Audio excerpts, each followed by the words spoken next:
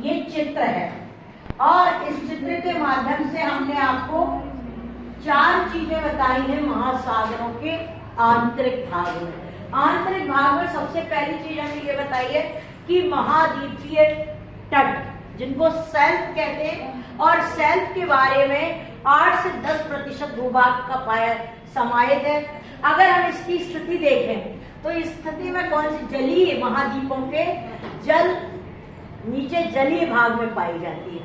फिर अगर हम इसका ढाल देखते हैं तो इसकी जो स्थिति है, ये स्थिति आती है 1 से 2 डिग्री का ढाल पाया जाता है। गहराई देखें 0 से 200 मीटर तक पाई जाती है। चौड़ाई देखें 80 किलोमीटर पाई जाती है। फिर महाद्वीपीय तट का जो कहना चाहिए, महाद्वीपीय तट के अंतःस्थलीय जो भाग है या अंतर जो पाया जाता है, हमें यहाँ लिखा नहीं होता, अंतर जो पाया जाता है दोनों के बीच में ये अंतर होता है कि ये सागर महाद्वीपों और सागरों के सीमांत क्षेत्र होते हैं। महाद्वीप और सागरों के सीमांत क्षेत्र कहे जाते हैं।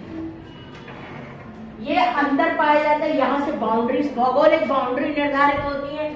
फिर दूसरी चीज है इसमें महाद्वीपों के अवसाद, क्योंकि नदी जल के द्वारा जो भी पदार्थ लाए जाते हैं उनको एकत्र किया जाता है, वो महाद्वीपीय अवसाद कहलाता है। इस तरीके से ये हमारा महाद्वीपीय तट है। इसमें क्वेश्चन बनता है कि सागरीय क्षेत्रों में महाद्वीपीय ढाल की भौगोलिक स्थिति क्या है या इसकी भौगोलिक विशेषताएं बताइए। और वस्तुनिष्ठ प्रश्न इस तरीके के बनते हैं कि इसकी स्थिति कहाँ पाई जाती है, पहला।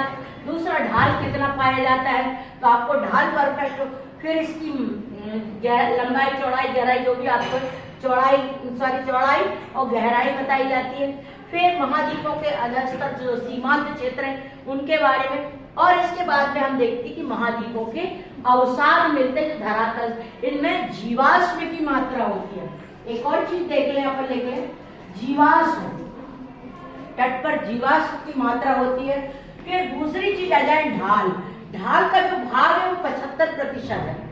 महाद्वीपीय गंभीर ढाल भी कहा जाता है। हमने आपको पहले ही बताया था कि गंभीर शब्द सागर तल के लिए प्रयोग किया जाता है, महाद्वीपों के लिए नहीं।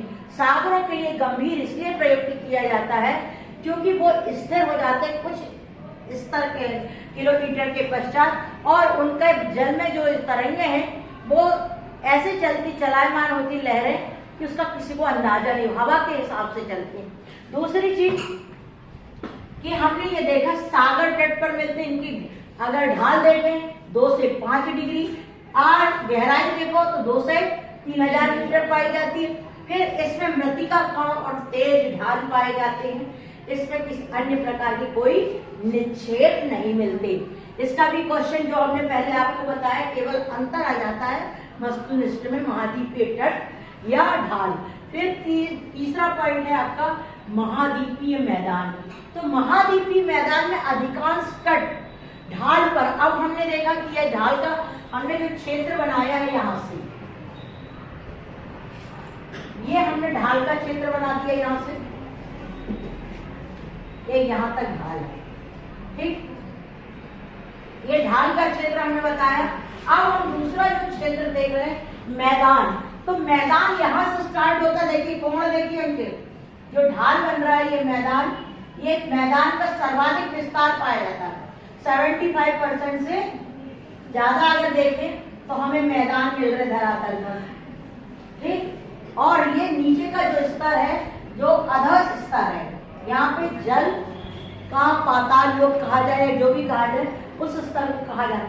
उस स्थिति में हमने ये देखा कि महाद्वीपीय ढाल मैदान जो है अवसादों के, उससे हमने ये देखा इसमें 3 से 8 किलोमीटर, पहले तो ढाल सीमांत क्षेत्र कहा जाता है, जो ढाल पर अवसाद एकत्र होते हैं, उनसे इनकी रचना होती है।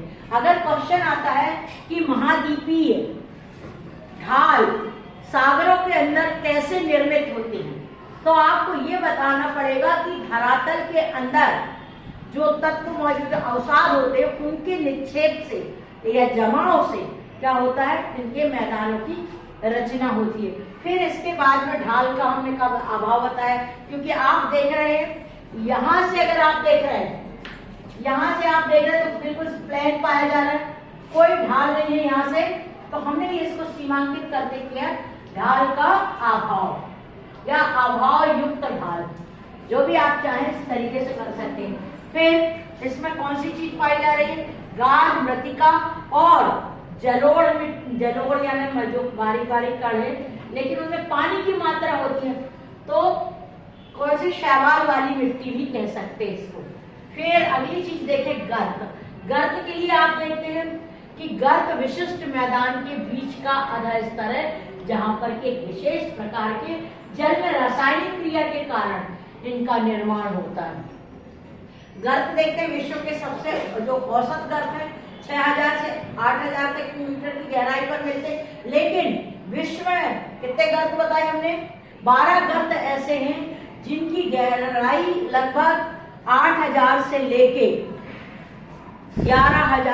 12,000 के समथिंग पाई जाती है। ये सबसे गहरे गर्त है। हमने आपको पहले ही बताया था सुंडा गर्त, सैंडविच गर्त और मिंडानो गर्त, है ना। ये 3 गर्त हमने ऐसे बताए जो अलग अलग महासागरों में पाए जाते। प्रशांत महासागर का सबसे गहरा गर्त है मिंडानो गर्त। आंध्र महासागर का सबसे गहरा गर्त कहलाता है सुंडा गर्त, और आनंद महासागर का सैंडविच और हिंद महासागर का सुंडा गर्त कहलाता है। ये विश्व के सबसे गहरे गर्त पाए जाते हैं। ये क्वेश्चन एक टॉपिक थे, अब इसको लिख लो आप।